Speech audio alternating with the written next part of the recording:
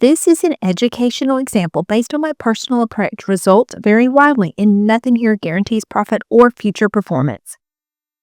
Hello, everybody. Welcome to the Trading with Ashley show. Are you tired of seeing wild swings in your portfolio? When you trade options, a lot of times some of the best options to trade are in the tech sector, but that can also put you overweight in the tech sector. And when it decides to pull back, a lot of times it takes your favorite stocks with it.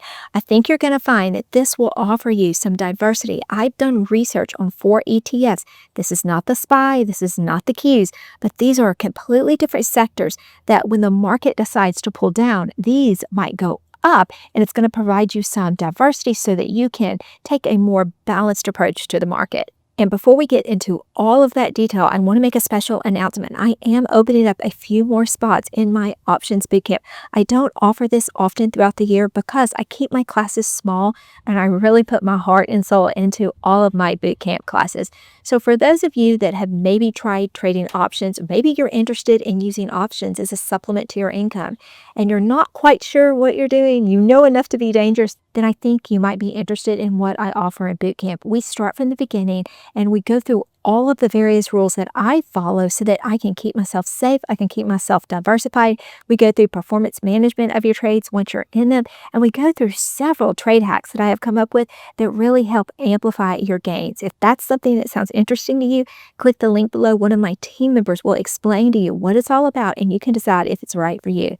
All right, let's jump into the computer so that I can teach you how you might consider diversifying your portfolio. The first ETF I want to go over you that can offer you some diversity is the Vanguard Fund VDE. It's the energy ETF, and here's the year-to-date view. You can see it's already done very well this year so far. Let's look at what it's all about. This fund tracks market cap weighted index of energy companies in the U.S. So if you go and look at this and you go down a little bit further, it gives you a little bit more detail. This is truly an energy ETF. You can see it doesn't have many other sectors in it. Now, what's in this fund? You can look on Robinhood and it'll show you the top 10 holdings of any blended ETF. You can see right here, these are some very familiar names. You have ExxonMobil, Chevron, you have ConocoPhillips. So this gives you cross-section of companies that focus on energy, and this is something that will offer you something very different than tech. The next one we're going to go over is aerospace and defense.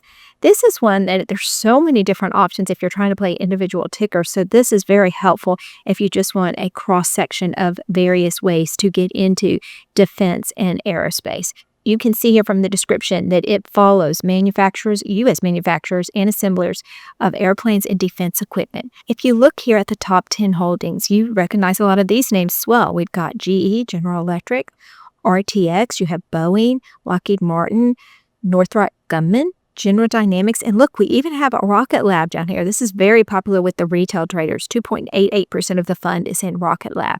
So this gives you a blended exposure to all of those defense and aerospace stocks. A third ETF I want to go over with you is another Vanguard fund.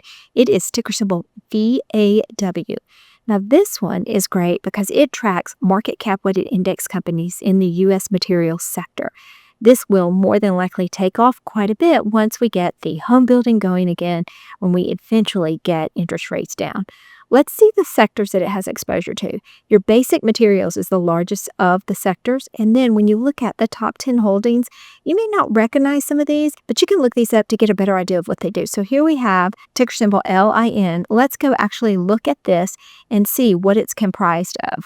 This is an engineering company, and it designs and builds equipment that produces industrial gases. Gives you a lot more detail right here, so you can get a better sense of even its market cap, PE ratio, 52-week high, 52-week low, and then you could look at something here like Newmont. Let's take a look at what Newmont is all about. This will give you a little bit exposure to gold and copper, silver, lead, and zinc. So this one is helpful because they have been very volatile lately, so you don't want too much exposure. And what I like about this ETF is it does give you some exposure, but not too much. Because if you look back on what the exposure is, it's right there at about 7.8%. Look, it even has Sherwin-Williams in here, so it's very diverse.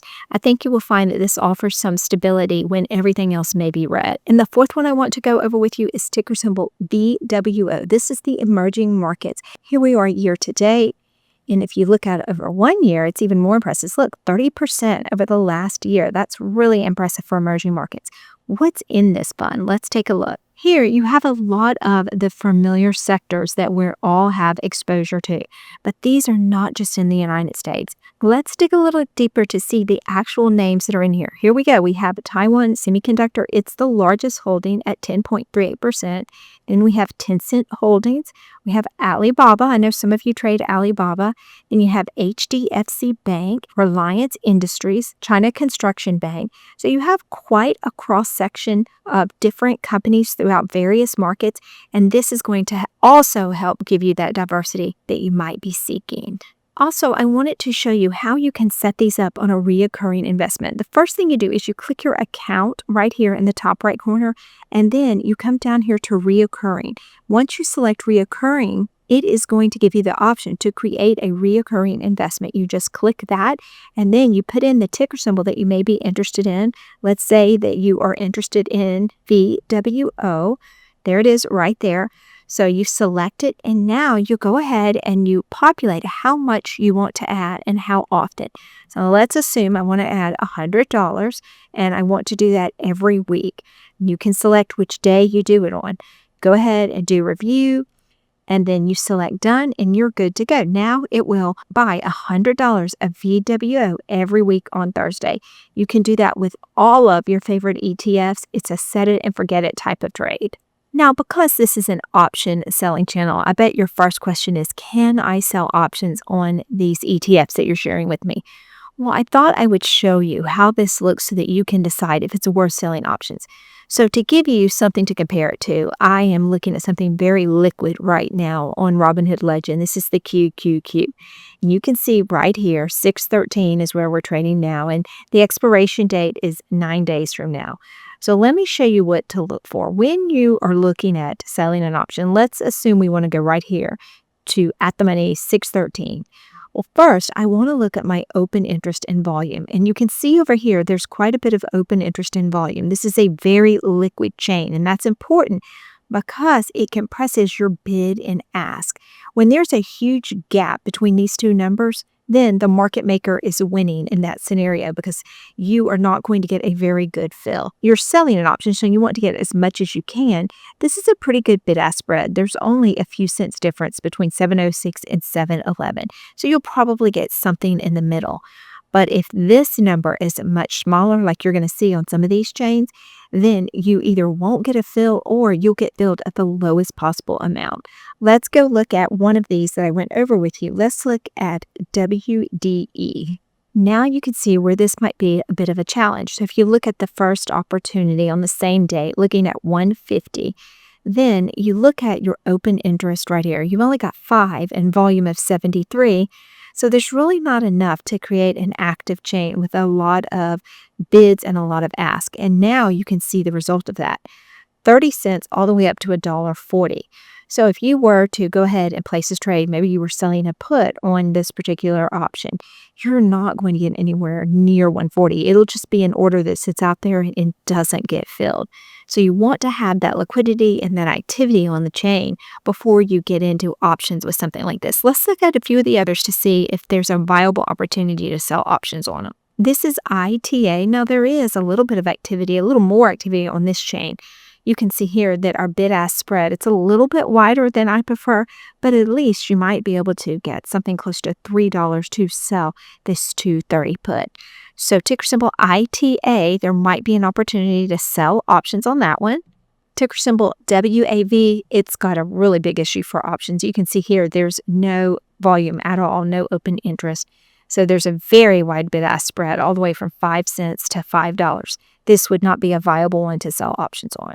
And finally, looking at ticker symbol WVO, going over the emerging markets, there's a little bit more activity on this one than the last one, but it's still not stellar. You can see right here, 5 cents up to 45 cents. So it looks like the only real opportunity if you wanted to sell options would be that ticker symbol ITA. Otherwise, you can do what we just went over and look at just a standard buy on these and allow the price to appreciate over time. I hope that offered you some insights on different ways that you can actually diversify and keep yourself a little bit more calm in the markets. I think that will help you. Like I said, you can set these on recurring buys. You can wait until you see pull downs in any of those ETFs, and then you can add at that point as well. There's various different ways to do it. Remember, if you're with me, Trading with Ashley, there is no trader left behind. Now, I worked on another video that everyone is really enjoying because it's helping give them some ground rules for diversification. I'm going to leave that video for you right here.